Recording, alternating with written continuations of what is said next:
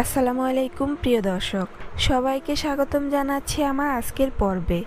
আজ আবারও হাজির হয়ে গেলাম আপনাদের মাঝে ভীষণ মজার একটি নাস্তার রেসিপি নিয়ে। ডিম আর ময়দা দিয়ে চাইলে যে কেউ ঝটপট তৈরি করে নিতে পারবেন এই মজাদার নাস্তার রেসিপিটি। তৈরি করা খুবই সহজ আর খেতেও হয় দুর্দান্ত মজার। আশা করছি আজকের এই সহজ রেসিপিটি সবার কাছেই অনেক বেশি ভালো লাগবে। তো চলুন রেসিপিটি দেখে নেওয়া যাক। এই রেসিপিটি তৈরি করার জন্য প্রথমে আমি একটি মিক্সিং বোলে নিয়ে নিচ্ছি 1 কাপ পরিমাণ ময়দা, দিয়ে দিচ্ছি স্বাদ অনুযায়ী লবণ, 1 চা চামচ চিনি আর দিয়ে দিচ্ছি 1 টেবিল চামচ রান্নার তেল। এবার এই সবগুলো উপকরণকে একসাথে খুব ভালো করে মিশিয়ে নিব। এগুলোকে একটু সময় নিয়ে ভালো করে মিশিয়ে নিতে হবে, কেননা ময়ানটা যত বেশি ভালো হবে নাস্তাগুলো তত বেশি খাস্তা হবে। ময়দা হাতে নিয়ে মুঠ করলে যখন এরকম দলা পাকিয়ে যাবে তখন বুঝতে হবে ময়দার সাথে তেল ভালো করে মিশে গিয়েছে। এই পর্যায়ে এর মধ্যে অল্প অল্প করে পানি মিশিয়ে সফট একটি ডো তৈরি করে নিব। পানিটা একবারে দেওয়া যাবে না, অল্প অল্প করে দিয়ে মিশিয়ে নিতে হবে, কেননা পানি একবারে দিলে ডো পারফেক্ট হবে না। এভাবে বেশ কিছুক্ষণ মধ্যে আমি ডো তৈরি করে নিব।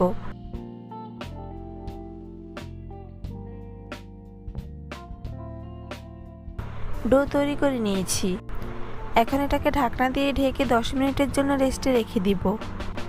অন্যদিকে একটি বাটিতে নিয়ে নিয়েছি একটি ডিম। ডিমটা অবশ্যই রুম টেম্পারেচারের হতে হবে। তারপর এর মধ্যে দিয়ে দিচ্ছি স্বাদ অনুযায়ী লবণ, 1/2 চা চামচ চিলি ফ্লেক্স, দিয়ে দিচ্ছি একটি পেঁয়াজ কুচি আর দিয়ে দিচ্ছি 1/2 চা চামচ চাট মশলা। এবার এই মশলাগুলোকে ডিমের সাথে খুব ভালো করে মিশিয়ে নেব। একটু সময় নিয়ে ভালো করে মিশাতে হবে যাতে ডিমের মধ্যে কোনো প্রকার লাম্পস না থাকে। মিশানো হয়ে গিয়েছে, এবার এগুলোকে একপাশে রেখে দিব। ফিরে আসলাম 10 মিনিট পর। এখন ঢাকনা সরিয়ে নিচ্ছি। তারপর ডোটাকে আরও কিছুক্ষণ মথে নিব। এখন এই ডোটাকে আমি এরকম ছোট ছোট লেচি কেটে নিব।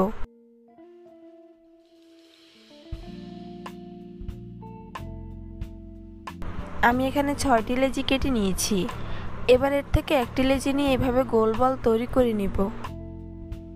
বাকিগুলোকে একই রকমভাবে গোল বল তৈরি করে নিতে হবে।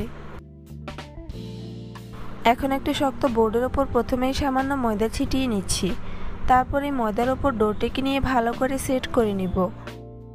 এবার রুটি বেলে নিব। এই রুটিটাকে খুব বেশি বড় করার প্রয়োজন নেই, ছোট সাইজের একটি রুটি বেলে নিতে হবে।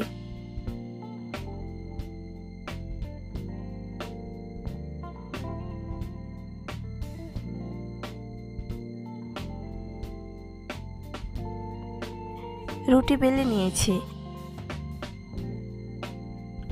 এখন তৈরি করে রাখা ডিমের পুর রুটির মাঝ বরাবর দিয়ে দিব। তারপর রুটিটাকে 2 পাশ থেকে এভাবে ফোল্ড করে নিব। এখন রুটির অপর 2 পাশ থেকে এভাবে ফোল্ড করে চারকোনা শেপ দিয়ে দিব।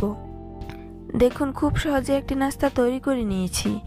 একই রকমভাবে আমি বাকি নাস্তাগুলো তৈরি করে ভেজে নিব। তাই চুলে একটি প্যান বসিয়ে পর্যাপ্ত পরিমাণে তেল গরম করে নিয়েছি। এখন এই গরম তেলের মধ্যে একে একে নাস্তার পিসগুলো দিয়ে দিচ্ছি। একবারে যতগুলো ধরে আমি প্যানের মধ্যে ততগুলো দিয়ে দিচ্ছি। বাকিগুলোকে পরে ভেজে নিব। কিছুক্ষণ পর এগুলোকে উল্টে দিব। নাস্তাগুলোর যখন একপাশে খুব সুন্দর কালার চেঞ্জ হয়ে আসবে তখন এগুলোকে উল্টে দিতে হবে। চুলার আঁচ মিডিয়াম টু লো হিটের মাঝামাঝিতে রেখে এগুলোকে উল্টে পাল্টে ক্রিস্পি করে ভেজে নিতে হবে। বেশ কয়েকবার উল্টে পাল্টে এগুলোকে গোল্ডেন ব্রাউন কালার করে ভেজে নিব।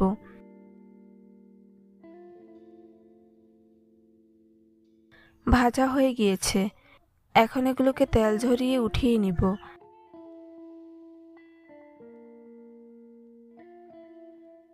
বাকি নাস্তাগুলোকে আমি একই রকমভাবে ভেজে নিয়েছি।